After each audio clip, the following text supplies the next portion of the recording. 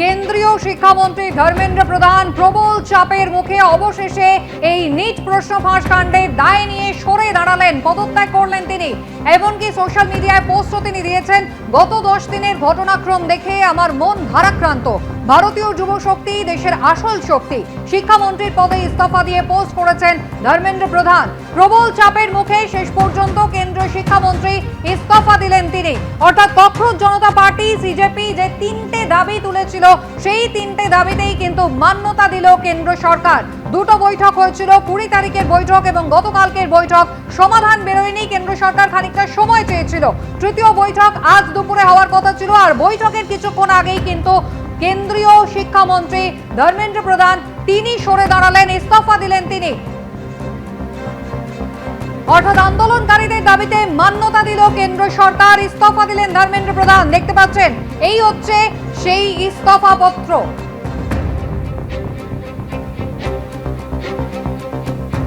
প্রবল চাপের মুখে ধর্মেন্দ্র প্রধান ইস্তফা দিয়েছেন, পোস্ট করে জানিয়েছেন গত 10 দিনের ঘটনাক্রম দেখে তার মন ভারাক্রান্ত। ভারতীয় যুব শক্তি দেশের আসল শক্তি। কেন্দ্র সরকার কিন্তু আন্দোলনকারীদের চাপের মুখে অবশেষে ধর্মেন্দ্র প্রধান তিনি ইস্তফা দিয়েছেন। দেখতে পাচ্ছেন, এই হচ্ছে ইস্তফা পত্র, হিন্দিতে লেখা, নিচে ধর্মেন্দ্র প্রধান তার স্বাক্ষর রয়েছে, তিনি ইস্তফা দিয়েছেন। দুটো বৈঠক হয়েছে, 20 তারিখ এবং 24 তারিখ। সমাধান বেরোয়নি। 3টে মূলত দাবি ছিল। প্রথম দাবি আন্দোলনকারীদের এটাই ছিল, কেন্দ্রীয় শিক্ষামন্ত্রীকে এই ঘটনার দায় নিয়ে পদ থেকে সরে দাঁড়াতে হবে। টানা 26 দিন অনশন করছিলেন সোনাম ওয়াংচুক এবং এই ঘটনায় অবশেষে কেন্দ্রীয় শিক্ষামন্ত্রীর পদত্যাগ। কৃষ্ণেন্দু অধিকারী আমাদের সঙ্গে রয়েছেন টেলিফোন লাইনে। কৃষ্ণেন্দু, অবশেষে আন্দোলনকারীদের চাপের মুখে কেন্দ্র সরকার তাদের প্রথম এবং প্রধান দাবিকে মান্যতা দিল, ইস্তফা দিলেন ধর্মেন্দ্র প্রধান। একদমই তাই। এই প্রথম নরেন্দ্র মোদী সরকার কার্যত পিছু হটবে বলা যেতে পারে এবং চাপের মুখে ইস্তফা দিলেন ধর্মেন্দ্র প্রধান।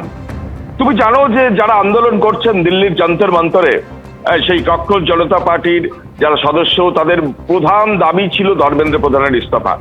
কদিন আগে বৈঠক হয়েছে কেন্দ্রের সঙ্গে এবং সেখানে কেন্দ্রীয় স্বাস্থ্যমন্ত্রীর সঙ্গে তাদের বৈঠক হয়েছে। সেই বৈঠকের সমাধান সূত্র বেলেনি এই কারণেই যে তারা চাইছিলেন এক এবং একমাত্র শর্তই হচ্ছে ধর্মেন্দ্র প্রধানের ইস্তফা। কারণ যে পরীক্ষার প্রশ্নপত্র ফাঁস হয়েছে, নিট পরীক্ষা, এবং সেই পরীক্ষার প্রশ্নপত্র শুধু এবার নয়, আগেও ফাঁস হয়েছে এবং সেই পরীক্ষা নতুন করে নিতে হয়েছে। সেই পরীক্ষার রেজাল্ট বেরিয়েছে এবং সেই সময় ধারাবাহিকভাবে কেন্দ্রীয় শিক্ষামন্ত্রী ছিলেন ধর্মেন্দ্র প্রধান এবং ধর্মেন্দ্র প্রধানের ইস্তফায় ছিল আন্দোলনকারীদের প্রধান দাবি।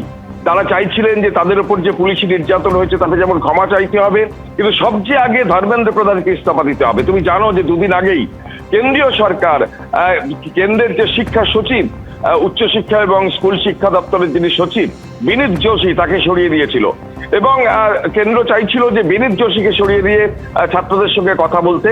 কিন্তু যারা আন্দোলনকারী ছাত্র, যারা আন্দোলন করছেন, তারা একমাত্র দাবি ছিল যে ধর্মেন্দ্র প্রধানের ইস্তফা তারা বারবার জানাচ্ছিলেন এবং সেই দাবি থেকে কোনো মতে পিছু হটবেন না এটাও জানাচ্ছিলেন। শেষমেশ অবশেষে চাপের মুখে ছাত্র আন্দোলনের জেরে, দিল্লির ছাত্র আন্দোলনের জেরে নথি স্বীকার করতে হলো নরেন্দ্র মোদী সরকারকে এবং ধর্মেন্দ্র প্রধান কিছুক্ষণ আগেই তিনি প্রধানমন্ত্রীর কাছে পদত্যাগপত্র পেশ করেছেন এবং সেটা তিনি জানিয়েছেন। দীর্ঘ টুইট ধর্মেন্দ্র প্রধান করেছেন, তাতে তিনি বলেছেন যে কিভাবে নিট পরীক্ষা নিয়ে অভিযোগ উঠেছে এবং সেই অভিযোগের পরিপ্রেক্ষিতে প্রায় 20 লক্ষ পরীক্ষার্থী, তাদের ভবিষ্যৎ একটা অনিশ্চয়তা ছিল এবং সেই পরীক্ষা নতুন করে নিতে হয়েছে। সেই পরীক্ষার রেজাল্ট বেরিয়েছে এবং সেই পরীক্ষার রেজাল্ট নিয়ে কোনো সমস্যা হয়নি।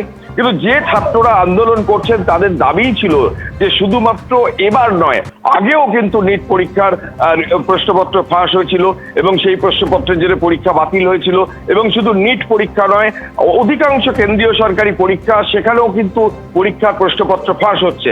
সুতরাং গোটা বিষয়টা শুধুমাত্র নিটের জেরে, প্রশ্নপত্র ফাঁসের জেরে ধর্মেন্দ্র প্রধানের পদত্যাগ তারা দাবি করছেন না, গোটা সিস্টেমটাকে বদল করার চেষ্টা করছেন। তারা চাইছেন গোটা সিস্টেমটাকে বদল করতে এবং সেই বার্তা দিতেন সোনাম ওয়াংচু যখন অনশন করছিলেন এবং সেই অনশন মঞ্চে থেকেই এই আন্দোলনের সূত্রপাত। তারপর তাকে হাসপাতালে নিয়ে যাওয়া হয়, সেখানে অনশন ভঙ্গ করেন কেন্দ্রীয় স্বাস্থ্যমন্ত্রী।